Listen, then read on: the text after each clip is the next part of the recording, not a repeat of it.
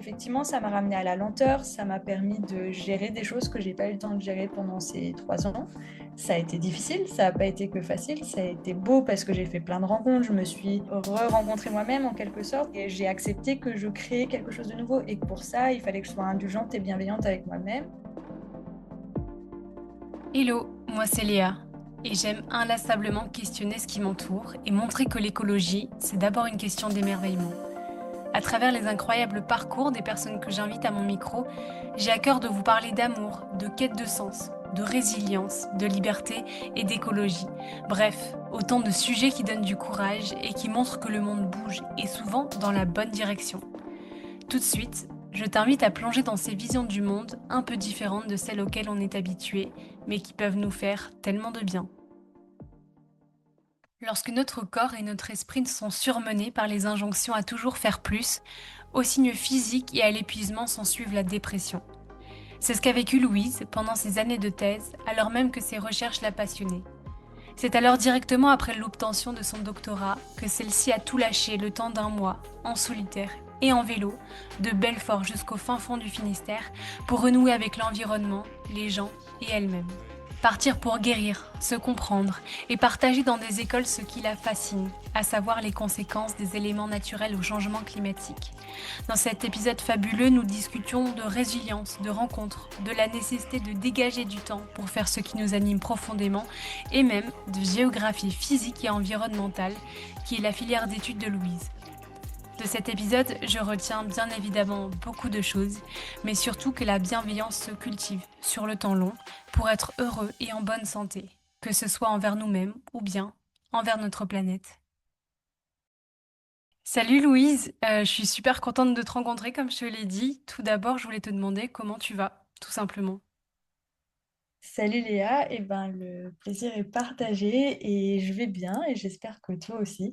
Ouais, je vais super bien. Je sais plus si je te l'ai précisé, en fait, comment j'en suis venue à t'écrire. Il me semble que c'est une amie Maya qui t'a parlé de moi. Exactement, ouais, c'était du bouche à oreille et d'ailleurs je la remercie si elle écoute l'épisode. J'ai découvert ton compte Instagram du coup il y a pas très longtemps, juste avant que tu partes faire ton périple en vélo et j'ai trouvé ça oufissime, courageux et du coup on va parler de tout ça. Mais la première des choses que j'aime demander à mes invités, c'est qu'ils se présentent de la manière dont ils le souhaitent. Donc je t'en prie, qui es-tu? Alors, je m'appelle Louise Dallon-Stanner, j'ai 29 ans et j'ai été diplômée récemment d'un doctorat en géographie physique et environnementale en mi-avril. Et 2 semaines après, j'ai décidé de partir à vélo et de traverser la France seule d'est en ouest. Ok, j'avais pas capté que c'était juste vraiment 2 semaines après la fin de tes études. C'est ça, j'ai passé ma soutenance de thèse, j'ai déménagé le lendemain et je suis partie 2 semaines plus tard. Ok, ça fait combien de temps que t'es rentrée maintenant? Ça doit faire un peu plus d'un mois, ça fait 1 mois et 10 jours que je suis Ok. rentrée. Et là, t'es de retour à Belfort du coup? Pas du tout, je suis à Pornichet chez mon copain. Ok, trop trop bien. Moi, je voulais te poser bien évidemment plein de questions sur l'organisation, sur comment ça s'est passé, sur toutes les émotions que tu as pu ressentir pendant cette aventure. Parce que ça donne très envie, il faut oser le faire. Et j'ai l'impression que toutes les personnes qui s'engagent dans des aventures un peu personnelles, intimes, sportives comme ça, il y a quelque chose qui a déclenché l'envie et le courage de le faire, parce que je trouve on se lance pas comme ça. Est-ce que toi aussi, tu as eu un espèce de déclic comme ça, ou est-ce que ça te trottait dans la tête depuis super longtemps? Alors, on va dire que c'est un peu entre les deux. À la toute base, je me suis mise au vélo il y a 1 an quand je me suis fait les croisés et que je me suis retrouvée à ne plus pouvoir pratiquer les sports que j'aime et que je pratique, en tout cas je pratiquais quand j'habitais à Grenoble, c'est-à-dire l'escalade, le ski, l'alpinisme. Voilà, tous les sports pivots, c'était fini pour au moins 8 mois. Et donc, dès que j'ai été opérée, je me suis mise au vélo. Et en fait, le vélo a été une première fois un outil de guérison pour moi. Ça m'a permis de me remettre au sport progressivement, d'apprendre la patience, de découvrir le mental qu'il faut quand même bien développer à vélo, parce qu'on est sur un sport d'endurance, de longueur. J'ai appris à faire du dénivelé. C'était pas quelque chose que je connaissais. J'avais tendance à plutôt faire du vélo de descente, donc on n'est pas du tout sur le même sport. Donc j'ai acheté un petit gravel Décathlon et j'ai commencé toute seule à faire des sorties vélo à mesure que mon genou guérissait. Et à cette même période, j'étais donc sur ma dernière année de thèse et j'étais en surmenage professionnel. Et ce qui a abouti à la fin de ma thèse sur les derniers mois à un bon burn-out. C'est un état dépressif assez important et quand tu es sur ta fin de thèse, tu ne fais que travailler, tu ne penses qu'à ça, tu ne peux prioriser que ça, tu sors un peu de ton corps, tu peux plus faire de sport, tu bosses entre 60 et 70 heures par semaine. Et de toute façon, moi, mon corps refusait le sport, hein. J'étais dans un tel état mental difficile que mon corps bloquait tout effort sportif. J'avais des contractures dès que j'allais à l'escalade, je me blessais enfin, j'avais des tendinites, ce genre de choses. Et donc, dans cette période où je bossais beaucoup et où je perdais le sens de qui j'étais, de ce que je faisais et de ce que je voulais devenir dans tout ça, je me suis dit, il faut que je réfléchisse à une aventure ou à quelque chose qui sera ressourçant pour moi derrière. Et c'est comme ça que j'ai eu le déclic de, ben, le vélo a été mon outil de guérison une première fois, je vais le ressolliciter et je vais créer une aventure pour ben, redonner du sens à mon métier, remettre du sens dans mes passions, c'est-à-dire les sports outdoor, et guérir en fait et me réapproprier l'espace mental disponible qui s'est libéré à la fin de ma thèse et dont je n'avais plus l'habitude et qui se remplissait de mes angoisses. En fait, il fallait que je me réapproprie cet espace-là pour me sentir mieux dans ma vie, dans ma peau. Et en fait, c'était un peu un processus de descendre de ma tête dans mon corps, quoi. C'était de remettre les barèmes à la bonne mesure après une période qui est complètement atypique et tout à fait anormale pour n'importe quel humain.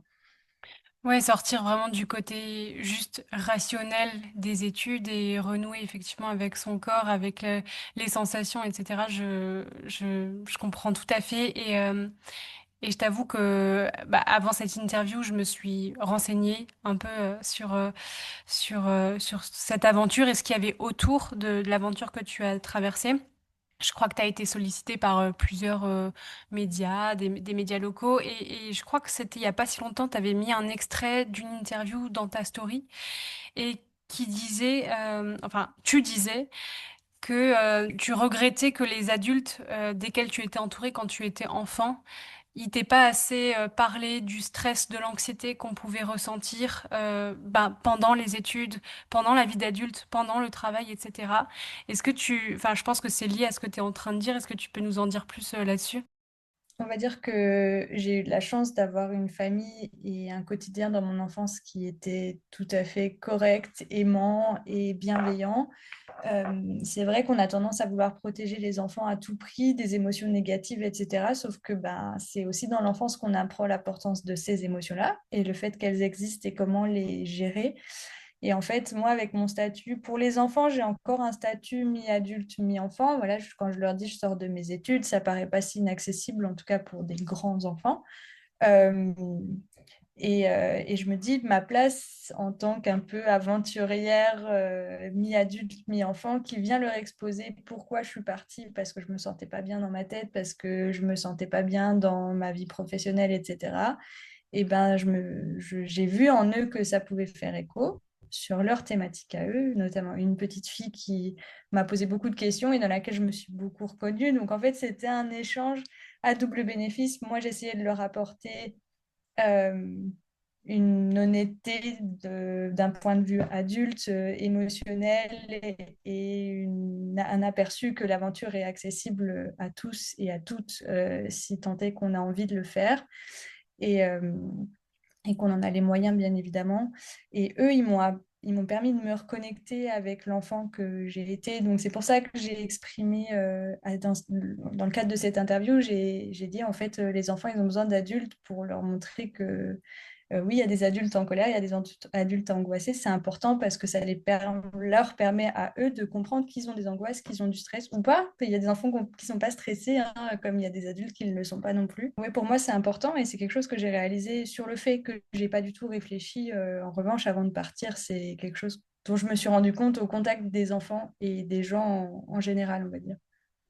Et du coup, tu le disais, à travers ce voyage, c'est le genre de message que tu as voulu véhiculer, mais tu as aussi voulu concilier sens à ta vie, te guérir et aussi voilà, pouvoir transmettre tout ce que tu avais appris quand même tout au long de tes études. En quoi il a consisté ton périple en vélo? Tu nous l'as un peu dit, mais c'est vrai que là, tu parlais des enfants que tu as rencontrés. Oui, c'est vrai que j'ai pas trop présenté mon projet. On va peut-être repartir à la base. J'ai décidé donc de traverser la France d'est en ouest en vélo et de m'arrêter dans les écoles en chemin, des écoles primaires. J'ai eu une petite classe de maternelle, mais c'est tout. Pour discuter du changement climatique, pour discuter de la place des femmes dans les sciences et les sports outdoor et tout simplement parler de santé mentale. Et bien sûr, le sujet principal de mes interventions, qui ne durait qu'une heure, hein, parce que j'avais aussi des kilomètres à pédaler derrière, le sujet principal était le changement climatique, ses impacts et un petit focus sur la montagne et les glaciers. Et ensuite, je discutais avec les enfants de nos super pouvoirs pour protéger la planète. Et selon les questions, le dialogue que j'avais avec les enfants, je parlais des deux autres thématiques, c'est-à-dire la place des femmes et la santé mentale, mais c'était vraiment quelque chose que j'adaptais aux classes que je rencontrais. Et enfin, question très pratique, mais comment tu as réussi à pouvoir faire ces interventions-là? Enfin, tu as contacté les écoles, enfin, comment ça s'est passé? Alors vraiment, je suis partie en pleine vacances scolaires, donc pas très malin, mais j'avais pas trop le choix dans les dates. Mais ce qui m'a permis d'avoir une première semaine de vélo où je pouvais juste pédaler, trouver mon rythme, et j'ai pu commencer à appeler les écoles et laisser des messages. En fait, j'appelais, vu que j'avais une petite idée de mon itinéraire, toujours un peu une semaine ou deux à l'avance, j'appelais les écoles dans les communes dans lesquelles je passais, je laissais un message où je tombais sur quelqu'un et on me disait oui ou non selon le temps, l'envie des enseignants. Ok. T'avais l'impression qu'il y avait un peu un enthousiasme quand même chez les maîtres ou les maîtresses auprès de qui tu tombais? Alors ça dépendait, mais alors on m'a aussi raccroché presque au nez, hein. Et quand je me disais que c'était des maîtres et maîtresses, je me disais, ouh là là, j'aimerais pas être votre élève. Après voilà, tout le monde peut être dans un mauvais jour, mais globalement les gens étaient très intéressés, n'avaient pas forcément le temps. On était sur la fin de l'année scolaire, donc en termes de projet, c'est le moment où les enseignants ils en ont pas mal. Euh, mais globalement, les gens qui m'ont accueilli étaient très enthousiastes. J'ai essayé de cibler quand même des écoles dans des zones à éducation prioritaire et qui, je le sais, n'ont pas forcément accès à ce type d'intervention. C'était ma volonté. Donc, il y a des enseignants qui étaient très contents. Il y a aussi des écoles dans lesquelles je suis arrivée. Et en fait, ça tombait à pic parce que les enseignants emmènent leurs élèves en itinérance vélo en format classe verte. Donc voilà. Donc globalement, ça a été très très bien accueilli. Et comme d'habitude, il y a toujours deux, trois coups de fil qui n'ont pas été très agréables, mais ça, c'est le lot de toute interaction, je Bien sûr. pense. Génial, c'est trop trop bien en vrai. De se dire que même à la dernière minute, ce genre de choses, ça peut fonctionner. Et je fais un tout petit pas en arrière de nouveau, mais je crois qu'on l'a pas dit, ton projet, tu l'as intitulé Et après. Moi, Ouais. je l'ai compris de deux façons différentes. Enfin, tu me diras si c'est juste. Moi, je le voyais comme et après, avec les conséquences du dérèglement climatique, qu'est-ce qu'on fait après avoir pris conscience de tout ça? Et puis, tu disais aussi, il y avait vraiment cette thématique de t'as envie de véhiculer le fait que voilà, chaque être humain a des émotions, c'est normal de pouvoir ressentir du stress, il faut l'accepter. C'est comme ça qu'on grandit mieux, c'est comme ça qu'on se sent mieux en nous-mêmes. Et du coup, et après, pour moi, c'était peut-être le côté et après, quand on est adulte, c'est tout à fait possible aussi de d'être heureux en étant adulte, même si on est stressé, ce genre de choses. Moi, je l'ai un peu compris comme ça, mais qu'est-ce que tu avais derrière la tête avec ce... C'est une trop belle interprétation qui coule de source en effet, mais je ne l'ai pas forcément présentée comme ça.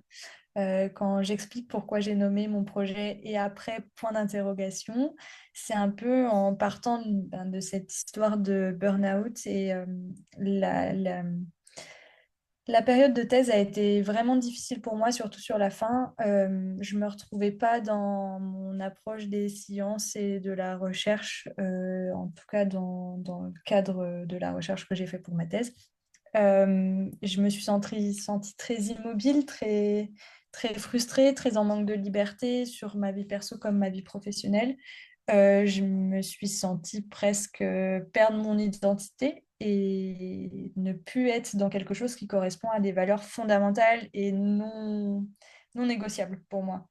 Euh, dans ce moment où j'étais perdue totalement, on me demandait toujours, et après ta thèse? Mais de la même manière qu'on nous demande, et après ton bac, ta licence, ton master, ton BUT, peu importe. Et en fait, moi, à ce moment-là, j'étais, ah, mais en fait, je n'ai aucune idée de qui je suis. Comment voulez-vous que je sache où je vais, ce que je vais faire, ce que je peux faire pour être épanouie?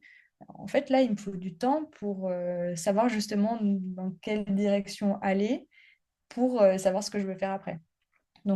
Et après, ça correspond à ça. Et en effet, et après, quel avenir pour notre planète, pour nos montagnes, pour nos glaciers, puisque moi, mon sujet de thèse a porté sur l'évolution des risques naturels en montagne sous l'effet du changement climatique et des changements socio-économiques également.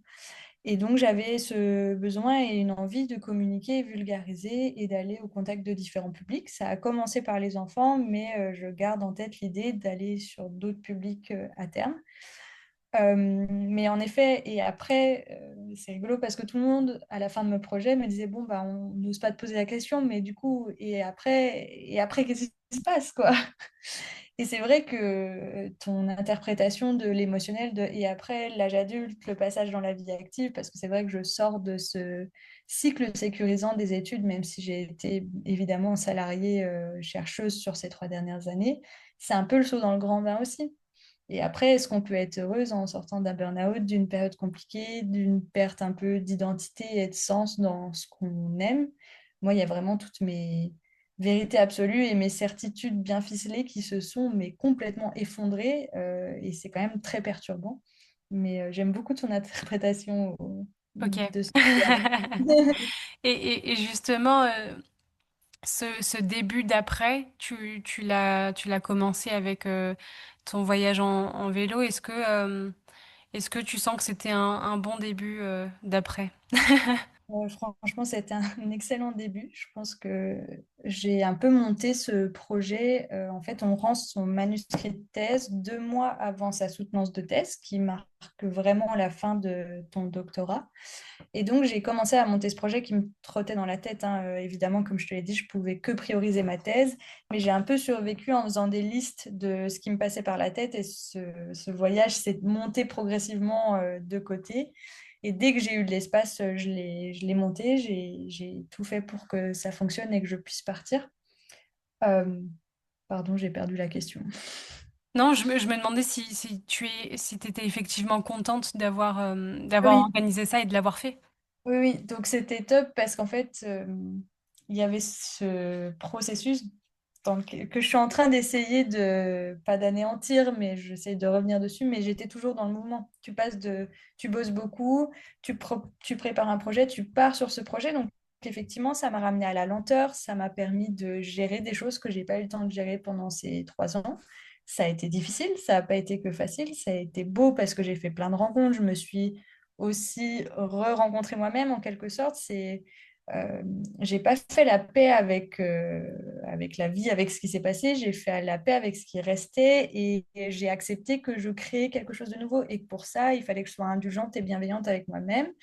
Euh, mais tu vois, j'ai toujours été dans le mouvement, la soutenance, le déménagement, la préparation du voyage, le départ en voyage. J'ai enchaîné avec un tour de la France en train entre mariage, événements, ce genre de choses.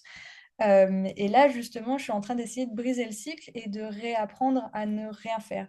Donc, je Mm. pense que c'était une transition idéale de passer de bosser beaucoup, lancer un projet, vraiment partir. Et là, c'est le souffle, quoi. Tu souffles un coup. C'est vraiment, je réalisais pas que j'étais partie, de la même manière que je réalisais pas que j'étais docteur. Et en fait, ça Hmm. m'a permis de poser, de redescendre et ouais, de me reconnecter à quelque chose d'essentiel que je touchais plus du doigt, qui est la lenteur, qui est la contemplation, qui est le temps juste à pas buller vraiment puisque je pédalais, que je faisais des interventions, mais c'est de la connexion, du partage et j'avais plus vraiment le temps pour ça. Et là, j'essaie encore de ralentir d'un cran parce que je ne sais plus ne rien faire. Et que c'est quelque chose que j'essaie de réappliquer à ma vie, pour cet été en tout cas. Ça, c'est tout un vaste sujet, je pense. Moi, je pense que je suis un petit peu comme ça aussi. Et en fait, je pense que la plupart d'entre nous, nous le sommes, complètement dépendants aux choses, aux projets, même si c'est des petites choses. Moi, j'ai du mal, même physiquement, à rester statique, etc. Et j'avoue que c'est quelque chose dans lequel j'aimerais bien me lancer, au moins pour un mois, de me dire, bah, fais pas grand-chose, quoi. Mais c'est compliqué. Et là, juste avant qu'on commence à enregistrer, tu me disais que depuis ton retour, t'essayes de te consacrer un peu plus à l'essentiel et t'es quasiment plus sur ton téléphone, sur le numérique, etc. T'as mis tout ça de côté. Ça se passe plutôt bien. C'est une- Franchement, ouais, ça me fait beaucoup de bien. Moi, du coup, donc, j'ai partagé ma traversée sur les réseaux sociaux. J'ai fait des petites vidéos tous les jours, des petits posts avec les photos que je prenais à l'appareil photo et un récit écrit. J'aime beaucoup écrire, donc c'était important pour moi de le faire dans ce processus de me retrouver et de refaire ce que j'aimais vraiment. Mais il s'avère que à la fin, j'ai pas fini de parler de cette traversée. Il me reste des posts à faire Instagram parce que j'ai eu ce truc de je suis arrivée. Donc, quand je suis arrivée à la fin de mon trajet en Bretagne, j'ai été accueillie par les parents de mon copain. Et en fait, de revenir dans le cercle familial, puis d'enchaîner avec des mariages, etc. En fait, j'avais plus envie d'être sur mes réseaux. J'avais envie de reconnecter avec mon cercle et de profiter parce que j'avais quand même évolué dans ma guérison et dans... En fait, j'ai laissé des angoisses en chemin, quoi. J'ai laissé de la pression et je me suis retrouvée et j'étais là, en fait, j'ai juste envie de profiter des gens et avec cette traversée, j'ai grignoté tout mon forfait Internet et après ça, je suis partie en mariage en Belgique. Donc, impossible d'avoir accès à Internet, j'avais rien du tout, j'ai tout coupé. Et à partir du moment où j'ai tout coupé, j'ai vraiment eu du mal à revenir dessus, même pour répondre aux copains, etc. Donc, de temps en temps, une petite story. Et de toute façon, je suis community manager pour une association qui s'appelle Grimpeuse. Donc, pour ça, j'y revenais, mais du coup, j'avais plus du tout envie d'y aller pour moi, ni d'être en fait submergée par le flot d'informations que j'étais pas prête à accueillir forcément. Quand j'ai besoin de m'informer, je trouve ça très important qu'on s'informe sur l'actualité, hein, c'est la première action à faire et que tout le monde doit bien faire. Mais c'est un choix. Quand j'y vais pour me renseigner, je vais sur les médias adaptés, mais j'ai pas envie d'ouvrir mes applications Instagram ou peu importe et que je sois submergée par des images ou des choses que je ne suis pas en mesure de recevoir. Donc oui, j'ai fait une bonne pause là-dessus, c'est vrai, depuis ma traversée, mais parce que je pense aussi pendant ma traversée, j'ai été beaucoup sur les réseaux. C'était très très chouette, mais c'était intense, c'était passager et je ne suis pas en mesure de tenir ce genre de rythme sur des semaines et des semaines.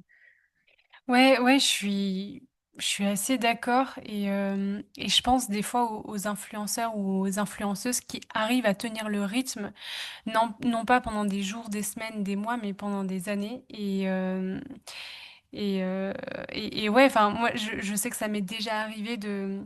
J'essaye en tout cas chaque été de couper, d'éteindre mon téléphone pendant une semaine entière. Et t'as le premier jour, je sais qu'en général, ça me démange de fou. Et au bout d'une semaine, c'est l'inverse qui se produit. J'ai presque, c'est un peu cliché de dire ça comme ça, mais j'ai presque peur de prendre mon téléphone. Et des fois, c'est la raison qui me dit, bon, il faut quand même que, voilà, tu reviennes à la réalité. Mais des fois, j'ai plus envie de le toucher, cet objet, quoi. C'est, Je comprends tout à fait. Moi, en ce moment, il me sert, on n'a pas de Wi-Fi là où je suis, donc il me sert de point d'accès. Donc pour regarder des séries ou quoi, j'installe, enfin, je le pose loin de moi. Mais quand je le vois vibrer au loin, je suis là, non, non, je vais pas voir. J'irai voir dans une heure ou deux. Pour l'instant, je continue ce que je suis en train de faire, mes loisirs créatifs ou travailler sur autre chose. ouais, c'est ça. C'est ouais, c'est pas, enfin. Je sais pas si je dirais que c'est une peur, mais c'est une appréhension, quoi. Et c'est quand même une charge mentale dont on a le droit de se défaire de temps en temps, quoi. Bien sûr, il faut tenir au courant nos proches qu'on va bien, hein. Si Je pense à ma mère qui, des fois, m'envoie juste pas de nouvelles, point d'interrogation, au bout de 3 semaines sans nouvelles. Mais, euh, Bah, pas de mais oui, nouvelles, bonnes nouvelles, hein, en pas de général. nouvelles, bonnes nouvelles, oui. Mais bon. Quand tu éteins ton téléphone comme ça aussi, ou quand tu l'utilises pas, c'est là que tu te rends compte aussi de tout le temps euh, que les écrans nous prennent et tout le temps qu'on perd à ne pas pouvoir faire autre chose, en fait. C'est assez fou, je trouve. Ouais, bah ça, pour avoir passé beaucoup de temps sur mes actions de thèse sur la fin, sur les derniers mois, en fait, là, c'est un peu ça. Je pense que j'ai pas envie d'être sur écran pour autre chose que regarder un film, une série, une vidéo. Mais à côté, je fais toujours autre chose. Je m'accorde du temps pour tout ce que j'ai pas eu le temps de faire avant, mais je pense vraiment que c'est une réaction à cette longue période où j'avais pas le temps de faire autre chose que d'écrire ma thèse pendant des heures. Hmm. Euh, j'ai envie de revenir à ton voyage et je me demandais, est-ce que tu as gardé en mémoire un ou plusieurs moments? Je veux dire, est-ce que tu as un ou plusieurs moments que tu as préférés pendant ce... Parce que tu es parti un mois, c'est ça? Ouais, je suis partie 26 jours au total. Ok. Je suis partie 26 jours, j'en ai pédalé 23, il me semble, à peu près. Des moments, j'en ai plein. Il y a plein de gens qui me demandent aussi les lieux que j'ai préférés, mais c'est très difficile. Il y a eu des rencontres incroyables aussi. Enfin, pareil, impossible de choisir. J'ai beaucoup de ressentis que je chéris beaucoup. Et notamment, c'est la réalisation que dans chaque personne que je rencontrais, je voyais un ami à moi à travers de cette personne. C'est-à-dire que chaque personne nouvelle que je rencontrais était une très belle rencontre. Et à la fois, je voyais toujours un ami que je connaissais déjà en cette personne. Et c'est comme si je n'avais jamais été seule et que les gens qui m'ont toujours entourée étaient toujours là et ils étaient même là à travers d'autres personnes. Euh, En termes de beaux moments, je pense que le moment où j'ai été très émue par cette petite fille qui m'a posé des questions qu'on ne me posait pas. Pourquoi tu es partie? Comment tu te sentais? Et que j'ai lu en elle les angoisses que j'avais à 10 ans, moi aussi. Ça a été très très fort aussi. J'en suis encore un peu émue actuellement. Euh, mais il y a beaucoup de choses, des moments flottants en fait, quand tu es sur ton vélo et que tu pédales tous les jours et que c'est un automatisme, une rythmique en fait. Moi, je roulais avec soit rien dans les oreilles, soit des podcasts. Soit j'avais évidemment ma famille en vocaux ou en appel. Mais je suis arrivée à un stade où j'étais le long de beaucoup et très souvent le long de canaux, le long de rivières, et c'est écluse après écluse. C'est très similaire, même si c'est très très beau, hein, je crache pas de tout dessus, mais j'étais dans une espèce de méditation. Et j'avais jamais ressenti ça avant dans aucune de mes sorties vélo ou petites itinérances. Ça, c'était des moments très chouettes parce que c'était aussi des moments de réalisation de plein de choses qui venaient de se présenter à moi. En fait, quand je suis partie, je me suis dit, je vais process les 3 ans qui viennent de se passer. Pas du tout. On est allé 12 ans en arrière, hein, dans les traumas à process, dans les choses à comprendre et tout Hmm. ça. Euh, donc, si je devais garder des moments en mémoire, ce serait pas un ou quelques-uns, ce serait toutes les rencontres, ce serait toutes les petites épiphanies, les petites réalisations, ce serait toutes les petites progressions. Euh, Pendant cette traversée, j'ai aussi fait des efforts de mon côté pour aller vers le mieux. Donc, j'ai essayé d'être bienveillante avec moi-même, mais je me suis aussi mis des coups de pied aux fesses, on va dire, pour me remettre en selle et pour pédaler et puis pour avancer, même si ça n'allait pas. Donc, je garde ces moments-là aussi de résilience qui sont forts pour moi. Mais c'est dur de ne garder que quelques moments. Ouais, j'imagine. Faut pas choisir. Le partage avec les enfants était incroyable. Les rencontres que j'ai faites, les proches qui sont venus au cours de ma traversée passer quelques temps avec moi, tout ça, c'est à garder comme un petit bouquet de fleurs, quoi. Je n'achète pas qu'une rose. Moi, souvent, j'achète plein de fleurs à la fois et je garde mes souvenirs de la même manière. Justement, enfin, c'était l'une de mes prochaines questions. J'allais te demander en termes de rencontres. C'est des questions qui se recoupent beaucoup avec les moments, etc. Ça m'étonne pas. En général, les gens, quand ils reviennent d'un voyage, c'est souvent les rencontres dont ils parlent en premier. J'imagine, là, tu parlais de résilience. Tu parlais de choses, de moments de ta vie qui revenaient comme ça à toi. Donc j'imagine que ce voyage, il n'a pas non plus été ultra évident. Peut-être qu'il y a eu des moments plus compliqués. Ça a été le cas ou pas? Je suis partie en étant en burn-out et en état dépressif. Hmm. Donc, je savais que c'était un peu, ben, je vais pas dire un saut dans le grand bain, hein, parce que c'était un voyage à vélo, c'était pas un défi sportif. Le but, c'était pas de me mettre dans le rouge sur n'importe quel plan. Le but, c'était juste de retrouver cette bienveillance envers moi-même et de remettre du sens un peu dans tout. Mais non, non, ça n'a pas toujours été évident. Il y a eu beaucoup de très, très beaux moments, bien plus que je ne le pensais, mais il y a eu aussi des moments de down un peu difficiles en termes de motivation, en termes de pensée envahissante, d'anxiété, parce que je suis partie avec l'anxiété que j'avais emmagasinée pendant des mois et dont j'avais bien du mal à me débarrasser. Euh, mais j'ai appris à faire avec et j'ai appris à en laisser en chemin. Et j'ai eu un super support système, comme on dit, avec des proches, des amis qui ont été là au téléphone, par message. J'avais un groupe avec toutes ces personnes et dès que je disais que j'avais un coup de mou, on m'appelait, on m'envoyait des vocaux et on me tenait compagnie même de loin finalement. Donc, malgré les moments difficiles, si je dézoome et que je regarde le tout, même les moments difficiles font un peu la beauté de l'aventure. Ouais, bien sûr, c'est chaque voyage, c'est aussi un petit représentatif de la vie. C'est très rare que tout se passe pour le mieux à l'extérieur comme à l'intérieur de nous. Et en tout cas, tu disais sur les réseaux, et j'ai l'impression effectivement que c'était ça l'objectif de ton voyage, c'était de guérir et d'apprendre à te connaître. J'ai l'impression que ça a véritablement été le cas, ou en tout cas le début du mieux. Oui, ça a été, je pense, le bon processus de mise en route. Le fait de me retrouver seule, il y a beaucoup de gens qui me demandent est-ce que tu as eu peur, est-ce que la peur de la solitude, etc. Et j'explique bien que à la base, je suis quelqu'un qui aime sa solitude et du coup, c'était pas une épreuve pour moi de partir seule. Euh, mais c'était une nécessité pour me reconnecter et me ressourcer et recharger mes batteries. C'était justement ce temps seul sur mon vélo, à pédaler pendant des heures. Oui, j'ai senti que je sortais du trou, pour de vrai. Même si depuis le rendu de mon manuscrit, j'avais plus de temps pour moi et pour mes proches, pour ce que j'aime. Mais c'était vraiment le premier effort de me tirer du fond du trou. Et là, je sentais que j'atteignais la surface, on va dire. Euh, je suis toujours en processus de guérison. C'est des choses qui, je pense, prennent des mois, hein. C'est vraiment pas un état à prendre à la légère. C'est pas des termes et des diagnostics qui n'ont pas de sens, hein. C'est des maladies et des troubles qui sont compliqués à gérer et qui mettent du temps à s'atténuer.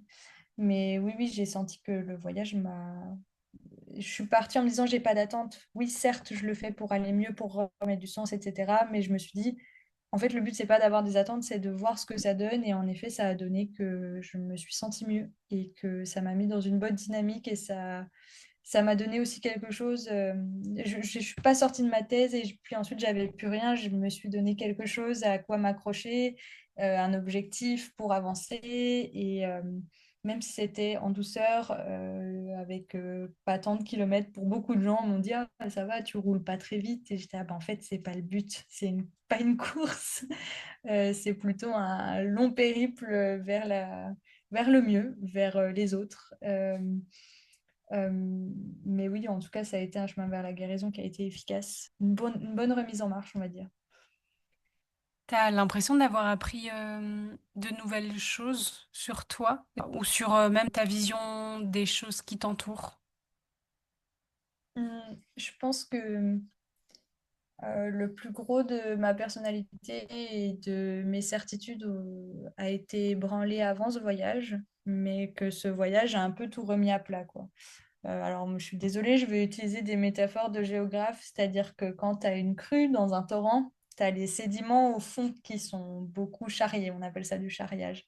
En fait, ma thèse, ça a été un torrent en crue, quoi, et une rivière en crue. Les sédiments ont été tout mélangés, ça a donné une eau un peu boueuse, etc. Ça a un peu bougé les berges parce que ça a érodé, etc. Et en fait, quand la crue se calme, les berges se reconstruisent pas, quoi. Enfin, voilà, le dégât est fait, mais en revanche, les sédiments tombent au fond de la rivière et elle est de nouveau un peu plus bleue, translucide et jolie. Et en fait, ça a été l'effet de ce voyage. C'est-à-dire que euh, j'ai pas redécouvert des choses parce que j'ai pris conscience de choses avant ce voyage, mais ça a bien aplati le tout. Et c'était un peu le but aussi, c'était de me dire, OK, là, j'ai plein de choses en tête. Qu'est-ce qui est rationnel? Qu'est-ce qui ne l'est pas? Qu'est-ce qui est lié à mon anxiété, à l'épreuve que je viens de traverser? Ou qu'est-ce qui est vraiment inhérent à qui je suis ou ce que je veux devenir, en tout cas, ou ce que je veux construire? Euh, c'est plutôt dans ce sens-là. Après, est-ce que j'ai découvert fondamentalement des choses sur moi, euh, bah, que j'étais capable de pédaler pendant 23 jours. Ça, c'était quand même une sacrée découverte, je pense. Bah ouais, tu m'étonnes. En plus, oui, tu disais que ça faisait pas non plus des années et des années que tu pédalais. Enfin, tu t'es remis en selle un petit peu avant, mais voilà, enfin, c'était pas tes sports de prédilection. C'est ça aussi qui est assez.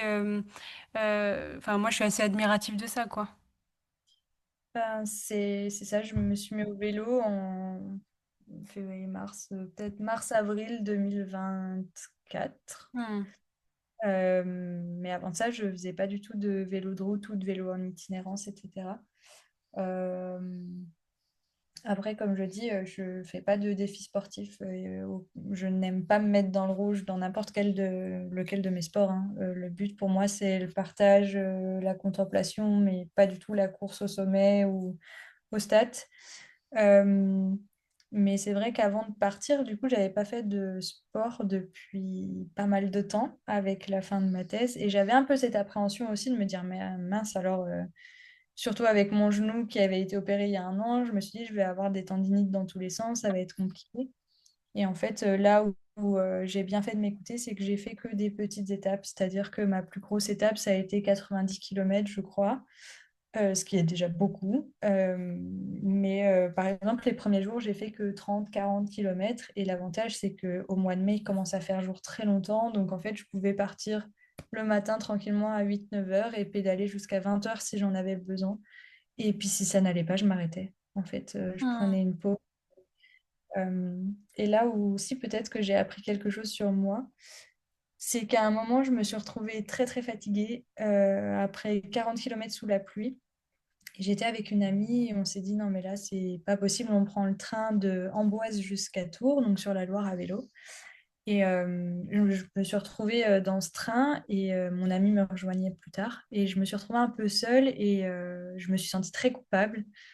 Et là je me suis rendu compte que je me suis rendu compte qu'on m'avait un peu conditionnée à la performance, que ça soit dans le travail, dans le sport, que j'étais dans un milieu que j'ai quitté. D'ailleurs, si j'ai quitté Grenoble, c'est pas pour rien. C'était un peu pour sortir de cette toxicité sportive de la performance qui m'allait plus du tout. Et quand je me suis retrouvée dans ce train à m'auto-flageller, de la même manière où je me suis auto-flagellée pendant ma thèse parce que je me trouvais pas assez bonne académiquement parlant, performante, efficace, je me suis dit non, non, en fait, c'est ça que tu fuis. Il faut pas que tu te sentes coupable. Ce voyage, il est pour ta santé mentale et ce train, tu le prends parce que tu es trempé, tu es fatigué. La preuve, tu es à deux doigts de pleurer de culpabilité pour 20 minutes de train. Et donc, si j'ai appris quelque chose de moi-même, c'est que j'avais intégré des comportements qui ne me plaisent absolument pas, que je ne défends pas et que je déconseillerais des amis d'avoir, quoi. Donc, je me suis retrouvée 2 fois sur mon périple à devoir prendre le train. Ça représente 75 km au final, j'en ai fait 1410 en vélo, donc on est vraiment sur pas grand-chose. Mais j'ai appris à déconstruire un peu ces sentiments dans lesquels j'étais conditionnée en fait par mes années de thèse et mes années et autres que la thèse évidemment, hein. Mais Ben, ça me touche beaucoup ce que tu dis, parce que ça renvoie à, à beaucoup de choses chez moi déjà. Le fait voilà, de savoir écouter son corps et au bon moment. Et puis j'ai l'impression que c'est aussi un thème qui revient dans ce podcast avec les invités que j'ai au micro de temps en temps. Et ça me fait du bien aussi de... Moi, j'ai l'impression que voilà, je suis un peu de cette école de dire que même si on n'a pas de troubles psychologiques très prégnants, je pense que tout le monde devrait, à un moment donné dans sa vie, aller voir un psy, se faire aider psychologiquement, parler à des tierces personnes qui ne font pas partie de son entourage proche, ça fait toujours du bien.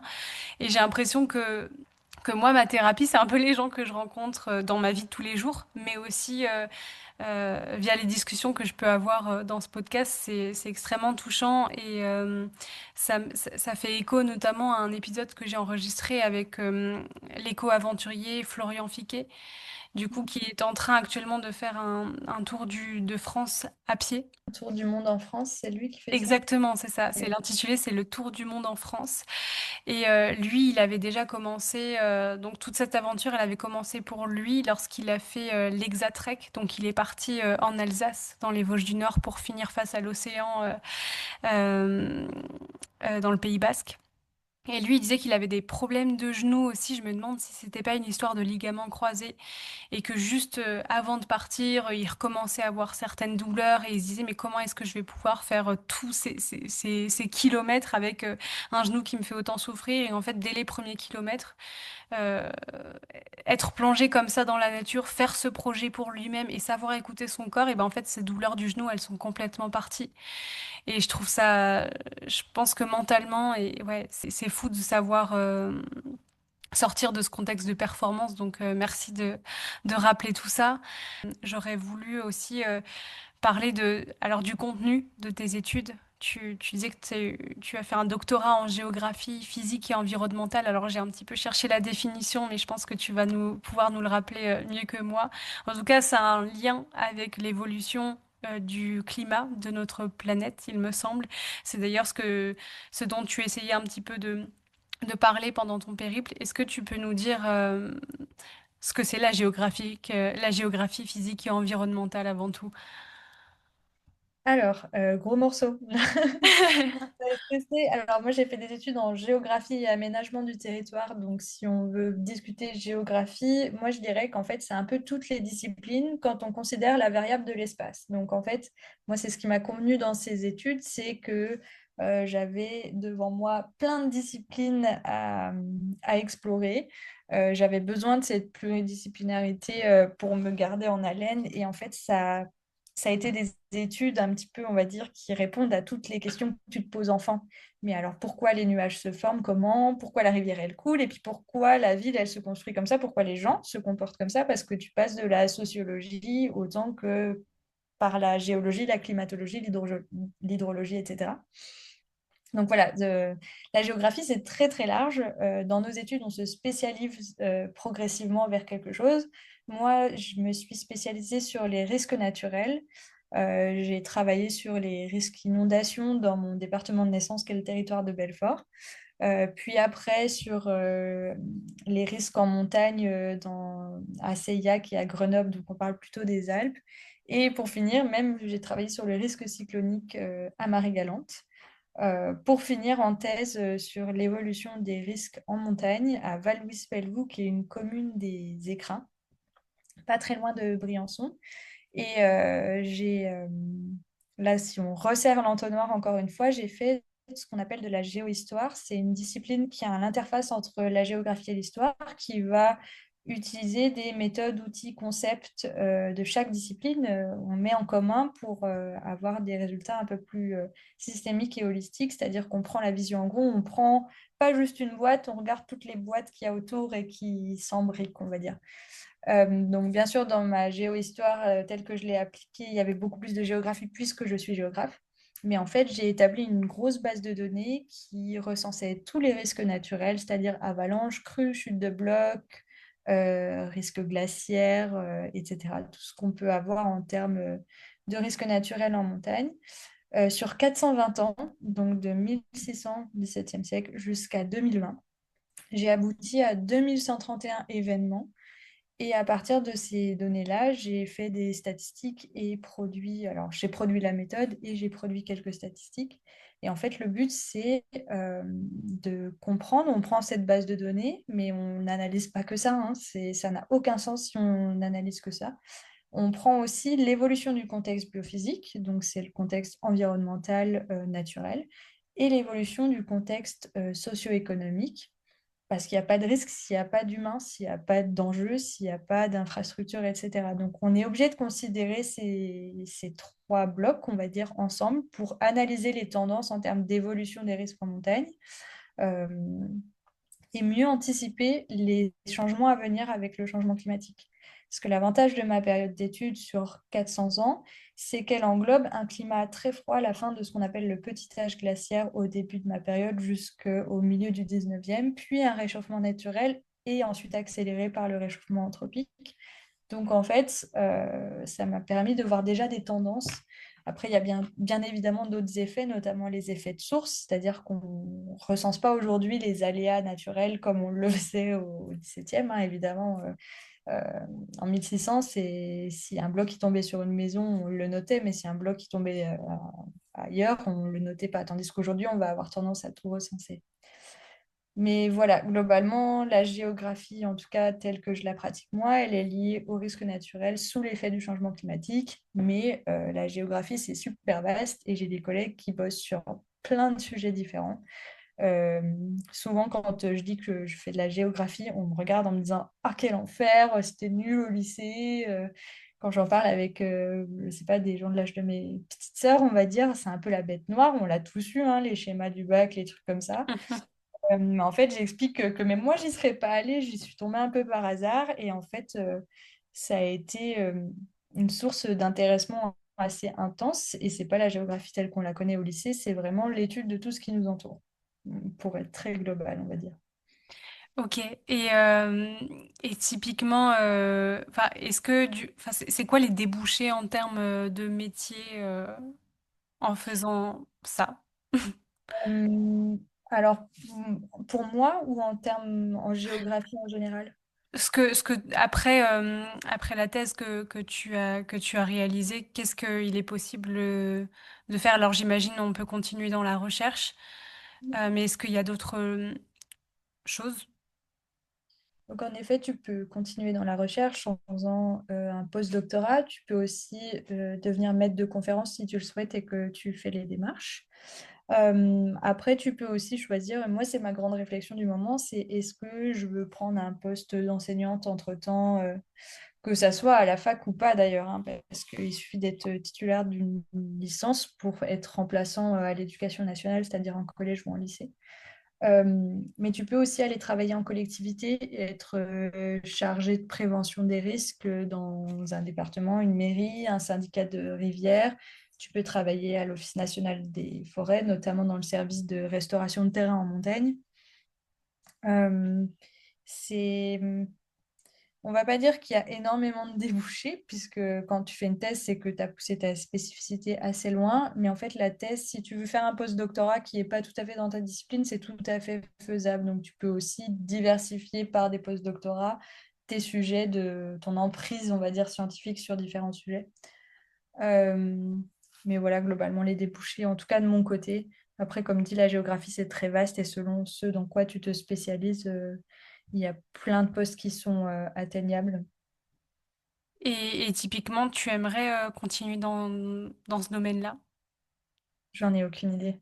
Ok. Globalement, c'est là où j'ai eu beaucoup de chance, c'est que j'ai pu, à travers mes études et ma thèse, lier mes ambitions professionnelles avec mes passions personnelles. C'est-à-dire que je suis pratiquante de la montagne tout en étant professionnelle de la montagne, pas dans le sens où je suis guide, etc., mais parce que je suis scientifique. Euh, Mais il y a une ambivalence de ta passion et ta profession. Tout ne doit pas se mélanger. Et moi, c'est ce qui s'est un peu passé pendant ma thèse. C'est là où j'ai perdu un peu le sens de tout ça.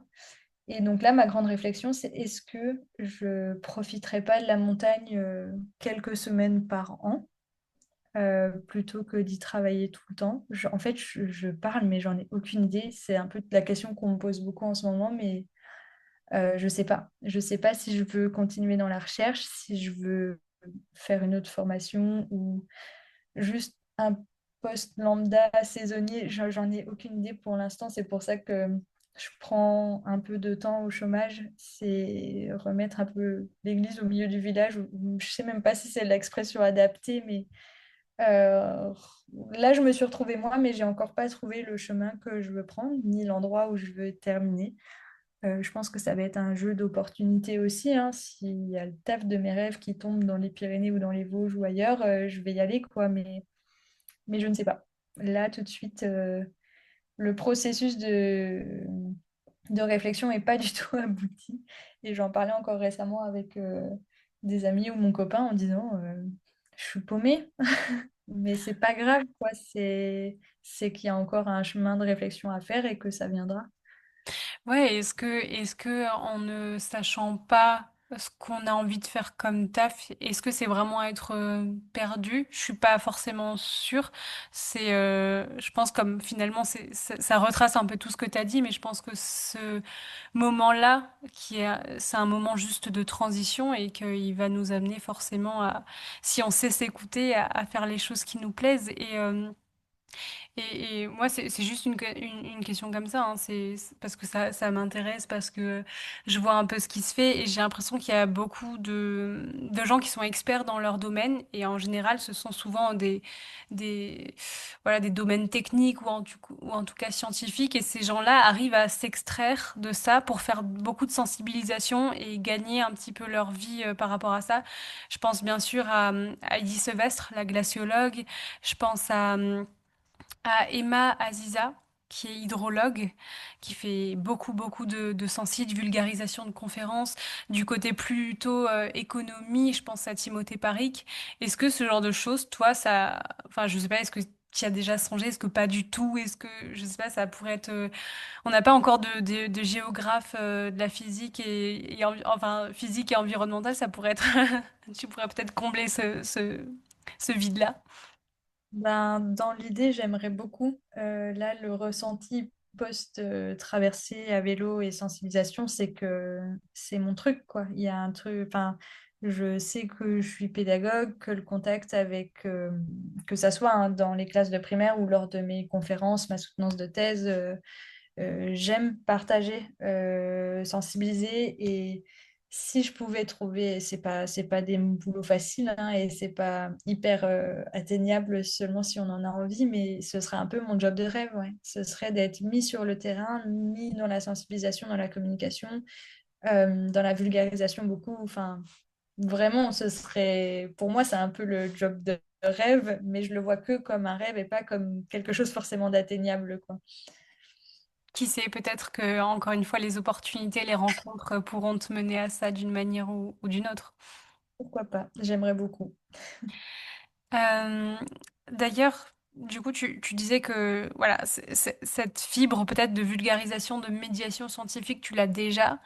J'ai cru comprendre que le contenu de tes études, de tout ça, t'essayais un petit peu déjà de le transmettre pendant ton voyage à vélo. Et du coup, est-ce que c'est quelque chose dont tu parlais en vulgarisation avec les enfants des écoles que tu rencontrais ou pas du tout? De mes sujets de recherche? Ouais, enfin, je veux dire, est-ce que justement tu parlais un peu ouais, de tes sujets de recherche ou est-ce que tu leur faisais des mini-cours de géographie, physique et environnementale ou pas? Euh, Pas vraiment, en fait. J'ai essayé d'avoir une approche assez ludique et pas barbante, parce que c'est comme ça que ça marche le mieux avec les enfants. Ouais, Mais en mais fait, moi, par exemple, je te coupe, mais tu parlais avant de justement la géographie physique et environnementale. C'est un peu toutes les questions qu'on se pose quand on est enfant. Tu parlais de la formation des nuages et ce genre de choses. Est-ce que, je sais pas, tu parlais de ça, par exemple, avec les enfants? eh ben, un petit peu parce que je faisais un focus sur les montagnes en tout cas. Donc, on a parlé montagne avec des enfants qui n'habitent pas à la montagne, donc qui ne savent pas forcément ce que c'est Mm. qu'un glacier, un lac glaciaire, des séracs, etc. Donc, là, en fait, c'est ça qui marche bien avec les enfants et qui les rend très spontanés et curieux, c'est qu'on passe par l'émerveillement pour parler de sujets qui sont quand même assez anxiogènes et compliqués. Euh, donc en fait, l'émerveillement dans mes présentations passait par le fait que j'avais le vélo devant la classe, donc chargé avec les sacoches et tout ce qu'il fallait, et que j'avais un petit diapo avec des photos où c'était des photos de terrain, donc c'était mes photos, c'était pas des photos lambda, où les enfants pouvaient me voir sur les glaciers, à poser des balises ou ce genre de choses. On crée une réalité, un émerveillement sur ces thématiques. Et comme dit, j'avais pas un speech tout préparé. C'était un dialogue avec les enfants. C'était très, je dirais pas informel, mais presque. Je me suis adaptée à leur curiosité. Donc, c'était pas vraiment, c'était un petit cours sur pourquoi le changement climatique, d'où ça vient, comment ça fonctionne, quels impacts ça a, qu'est-ce qu'on peut mettre en place pour que ça change. Mais autour de ça, c'était vraiment selon les classes, selon les interrogations des enfants. Il y a des enfants qui étaient très intéressés par des questions du type est-ce que tu gagnes de l'argent sur les réseaux sociaux? Tout comme il y avait des enfants qui étaient très intéressés par mais pourquoi tu vas pas faire l'Everest et je comprends pas pourquoi il faut pas prendre l'avion et du coup avec qui tu vas. Enfin voilà. Selon les curiosités, tu abordais différentes thématiques, mais j'ai pas fait vraiment un cours de géographie. Je leur ai expliqué ce que c'était que la géographie et comment je la travaillais, comment je l'appliquais dans mon travail, mais j'ai pas vraiment fait un cours de fond en comble, quoi. Hmm. Euh, Dernière petite question qui me passe par la tête et après je t'en poserai une toute petite et je te laisserai tranquille. Euh, je me demandais comme ça, est-ce que par rapport au contenu, encore une fois, de tes études, est-ce qu'il y a un sujet euh, qui te tenait particulièrement à cœur ou si demain tu es arrivé vraiment à faire de la sensibilisation de plus en plus ou face à des publics plus variés et plus nombreux que ce que tu as pu faire. Est-ce qu'il y a une chose liée au changement climatique ou à la dégradation de notre planète que tu as apprise au cours de tes études et une chose qui est pas forcément, je sais pas, que tout le monde n'a pas forcément en tête. Ça se trouve, c'est pas du tout un sujet ou une question que tu t'es posée, mais est-ce qu'il y a vraiment, il y a un truc comme ça qui te, je sais pas, qui te démange, que tu as envie de faire passer aux gens? Hmm. Je sais pas s'il y a vraiment. Tu peux pas faire passer aux gens du contenu trop scientifique et très difficilement vulgarisable. Moi, ça me tient à cœur de faire prendre conscience que c'est réel, le changement climatique, que en tant que professionnel, en tout cas géographe, j'en suis consciente depuis plus de 10 ans, si ce n'est même avant, par pur simple bon sens. Mon but, c'est un peu de faire prendre conscience de l'urgence de la situation, que on est sur le terrain pour faire en sorte que, ben, voilà, il y a des gens qui protègent, qui préviennent, qui mettent en place des choses, qui travaillent là-dessus. Mais c'est plutôt se rendre compte qu'on a besoin de tous ensemble se mettre en commun pour avancer sur ces thématiques. Moi, ce que j'aime bien faire découvrir, c'est l'aspect glacier, aléas glaciaires et périglaciaires, qui sont des aléas qui sont, qui vont être menés, qui viennent à être beaucoup plus fréquents et présents en montagne, qui, moi, me passionnent et qui me font rêver pour éventuellement la suite. Et j'aime bien, du coup, les faire découvrir, en tout cas aux enfants. C'était quelque chose que je faisais beaucoup découvrir, puisqu'ils ne savaient pas forcément ce qu'était un glacier. Et ça arrive aussi que les adultes aient des questions, puisque dans l'actualité, on a aussi des catastrophes qui sont de plus en plus communiquées. Et donc, il y a beaucoup d'interrogations qui se posent, par exemple, sur des concepts et des notions, des termes qu'on emploie, comme quand on parle de lave torrentielle, les gens tiquent et me disent, mais lave torrentielle, mais il n'y a pas de volcan. Et donc, c'est un peu ce côté d'apporter de l'information de base pour mener à une prise de conscience individuelle puis collective qui m'intéresse, mais pas forcément un sujet très très précis, on va dire. Ok, t'as parlé de lave torrentielle. C'est quoi, en deux mots? Alors, donc, c'est un aléa naturel, un risque. Enfin, voilà. C'est un des risques que j'ai recensé dans ma base de données. Donc, pour te donner une idée, quand tu as une crue, une inondation, une crue torrentielle, on parle d'une crue. Un torrent est en crue, donc quand son débit augmente, Tu as deux écoulements, deux vitesses d'écoulement. Tu as la vitesse d'écoulement du liquide, de l'eau, et tu as la vitesse d'écoulement des sédiments, de ce qui est Mhm. charrié. Donc, c'est deux vitesses différentes, tu vois. Donc, une crue, c'est un écoulement qui est biphasique. Une lave torrentielle, on est dans un cas où il y a tellement de solide, on est sur 75-80% de solide par rapport au liquide, qu'en fait, ça n'a plus un comportement biphasique, c'est monophasique, et ça va être une espèce de bouffée boueuse. Pour te donner une idée, j'ai une collègue, Suzanne, qui le présentait très bien. Faut essayer de te visualiser une espèce d'amas de miel dans lequel à l'avant tu aurais des grosses Jeeps et derrière des petites Twingo. Et en fait, c'est les blocs, c'est la taille des blocs, tu vois. Donc c'est un aléa qui a lieu en montagne puisqu'il faut une pente importante, des sédiments disponibles et beaucoup d'eau, donc des épisodes de précipitation assez intenses et qui sont très destructeurs puisque c'est une espèce de... On parle de bouffée, quoi. C'est vraiment... Ça peut tout raser sur son passage. Et du coup, ça, dès qu'il y a moins de pente, eh ben, ça s'arrête. Et on voit vraiment que ça fait un front, un corps. C'est pas un liquide, quoi. Ok. Et du coup, quand la crue est terminée, ça donne, j'imagine, cet aspect un peu de lave. Euh, C'est vraiment de la boue argileuse. Ça dépend ouais, qui du reste. type de Ok. roche qu'il y a dans le milieu où ça se produit. Mais si ça sèche, ça peut devenir béton très vite. Ah Donc ouais, en fait, il d'accord. faut sortir les pelles. En fait, souvent, ça vient couper des routes, combler des rivières, etc. Donc en fait, il faut venir curer ce qui s'est déposé. Ok. Bah écoute, j'aurais appris ce qu'est de la lave torrentielle et que c'est absolument destructeur. Il y en a Euh, des petites, ça, c'est pas toujours complètement destructeur. Mais ok. ça vient souvent embêter tout ce qu'on a construit autour, donc les routes, les ponts, les jardins des maisons, etc. Ok. D'accord. Euh, merci, Louise, pour tout ça. On a parlé de beaucoup, beaucoup de choses. Euh, ça m'a touchée sur plein d'aspects. Je retiens plein de choses. Est-ce que, avant que je te libère, tu aurais peut-être une autre chose que tu voudrais encore partager avec celles et ceux qui nous écoutent? Peut-être, je sais pas, un mot, une pensée?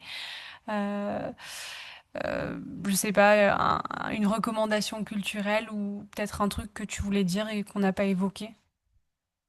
Euh, Déjà, je voudrais te remercier pour ce chouette échange et pour me faire découvrir cet exercice dont j'ai pas du tout l'habitude.